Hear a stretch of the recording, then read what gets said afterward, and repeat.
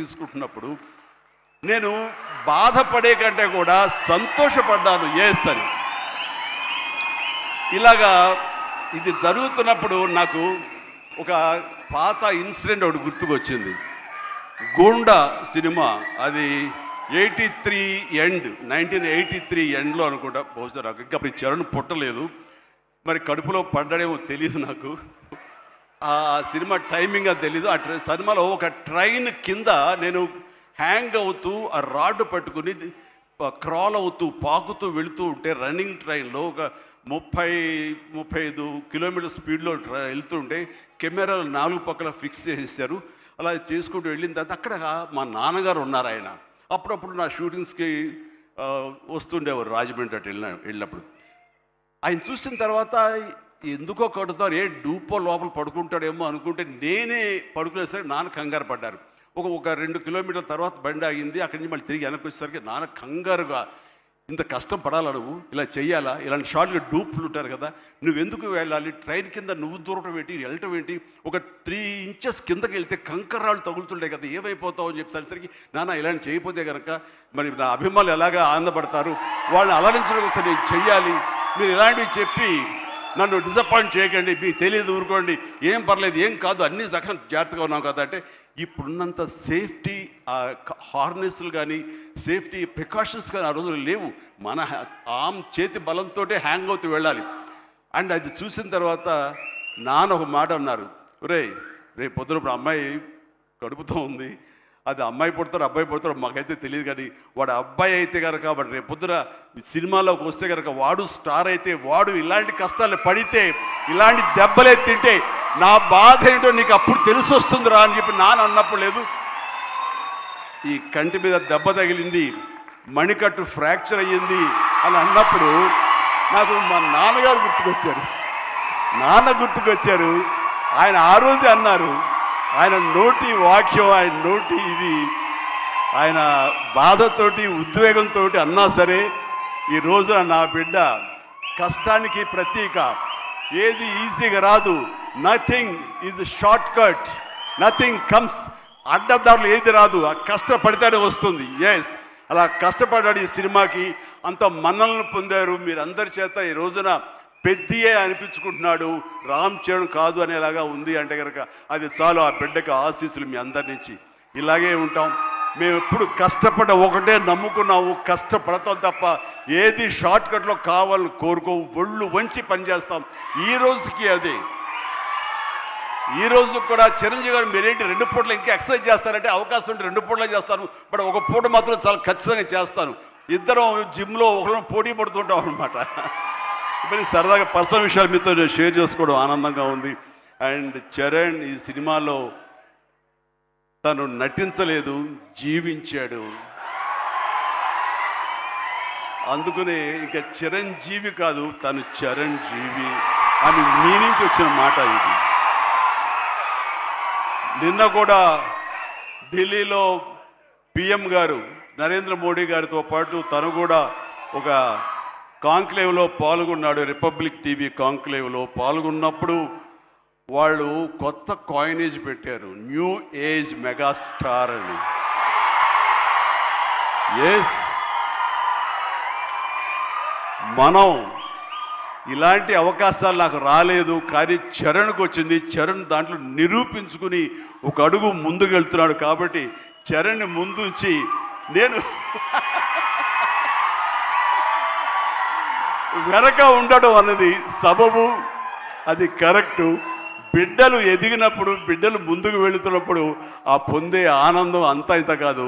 So ఈ రోజున ఈ పెద్ది తర్వాత రంగస్థలంలో కొంతవరకు, ఇప్పుడు ఈ పెద్ది తర్వాత పుత్రోత్సాహం అనేది 100% నేను ఫీల్ అవుతున్నాను.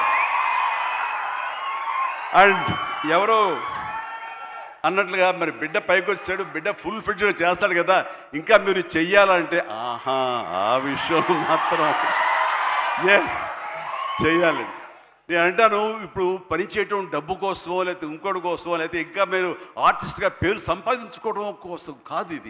ఇది పని చేయటంలో ఆనందం ఉంది, పని చేయటంలో ఒక ఎనర్జీ ఉంటుంది. సో అది పూర్తిగా జీవితకాలం అనుభవించిన నాకు, 47 సంవత్సరాల పాటు అనుభవించిన నాకు ఆ పని అంటే ఆ ఉత్సాహం అంతే. జస్ట్ 24 అవర్స్ బ్యాక్ మొన్న ఉదయం 4:30 లేచాను. ఎందుకంటే ఎక్కడో అల్యూమినియం ఫ్యాక్టరీలో నేను 8 o'clock షార్ట్లో ఉండాలి అంటే 4:30 లెగిస్తాను కానీ నేను వెళ్ళలేను. 4:30 లేచాను, ఒక 1 hour ఎక్సర్సైజ్ చేస్తాను, మేకప్ అండ్ వెళ్ళిన తర్వాత ఏం ఓపిక అండి మీకు అట్లాగా, ఇంకా ఎన్నాళ్ళు పని చేస్తారు మా ఆవిడ అంటుంటే, సరే చాలు వెళ్ళమ్మా ఇలాంటి చెప్పిన డిసప్పాయింట్ చేయకు, నేను చేయాలి, చేతిలో ఉత్సాహం అని చెప్పి. సో పని అనేది నాకు మాకందరికీ జీవన ఇది మనకి, అది ప్రతి ఒక్కరికి కావాలి, అది లైఫ్ లైన్ మనకి. సో పని చేసే విధంగా ఉండాలి. సోంబేరితనం కానీ, చూద్దాంలని పోస్ట్పోన్మెంట్లు కానీ, ప్రొకాస్టినేషన్స్ కానీ, ఇవన్నీ కూడా మా దగ్గరికి, మా ఇంట్లోకి రావు, మా గుమ్మంలోకి రావు, మా యొక్క కాంపౌండ్లోకి రావు. అందుకనే అదే కష్టాన్ని తను నమ్ముకున్నాడు, అదే కష్టాన్ని నేను నమ్ముకున్నాను. మా కష్టానికి ప్రతిఫలంగా మమ్మల్ని ఎక్కడో, మీ గుండెలు ఎక్కడో పెట్టారు.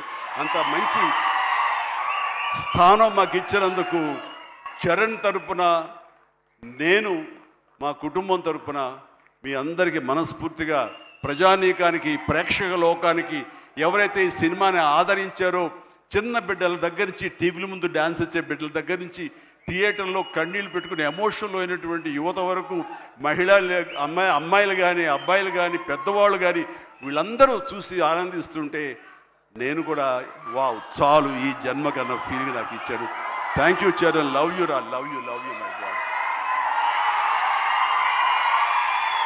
ఇక ఈ సినిమాలో ప్రత్యేకంగా చెప్పాల్సింది నెక్స్ట్ జగపతి బాబు గారు.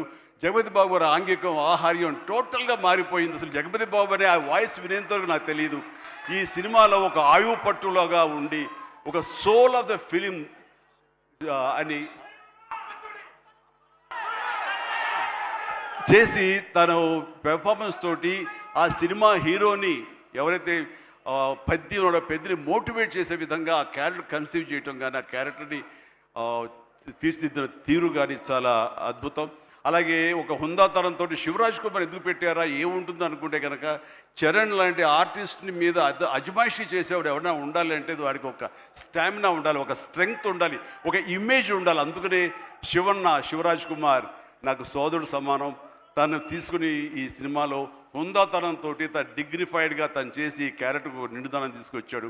అలాగే తన అందచందాలతో ఆనాడు మా శ్రీదేవి తనయ జాహ్నవీ కపూర్ తన అందాలతోటి, సాంగ్స్ తోటి అమ్మాయి అలరించింది.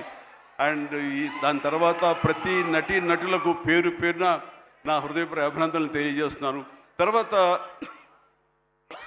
ప్రధానంగా ఇక టెక్నీషియన్స్కి వస్తే కనుక రెహమాన్ గారికి ప్రథమ తాంబూలం ఇవ్వాలి. రెహమాన్ గారు ఈ సినిమా ఎలా ఒప్పుకున్నారు, ఏమిటి, ఎలా ఒప్పించాడు, నువ్వే భాషతో మాట్లాడేవని జోక్ చేస్తూ మాట్లాడుతున్నాం. కానీ ఒక మంచి కంటెంట్ ఉంటే కనుక ప్రాణం పెట్టి చేయాలనుకునే ప్రతి టెక్నీషియన్ దాన్ని ఓన్ చేసుకుంటాడు. ఆ రకంగా ఈ కథని పెద్దని ఓన్ చేసుకుని దానికి ప్రాణప్రతిష్ఠ చేసినటువంటి రెహమాన్, దాని సాంగ్స్ ఇచ్చి మేము అందరి చేత ఉత్సాహంగా కేరింతలు పెట్టే విధంగా, ఉత్సాహం డ్యాన్స్ ఇచ్చే విధంగా చేసినటువంటి రెహమాన్ గారికి కూడా సభాముఖంగా నా హృదయపూర్వక అభినందనలు తెలియజేస్తున్నాను. అండ్ రత్నవేలు గారు మాకు మన సినిమాలు పనిచేశారు, మా 150కి. అలాగే చరణ్తో కూడా కపుల్ ఆఫ్ మూవీస్ చేశారు. ఆయన టోటల్గా ఇంకొక పెద్ద లోకాన్ని చూపించాడు. ఆయన పెద్ద లోకాన్ని అంటే ఎక్కడ కూడా, అది మన హైదరాబాద్ పరిసర ప్రాంతాల్లోనూ మహా అయితే కొంచెం శ్రీలంక దాకా వెళ్ళారు.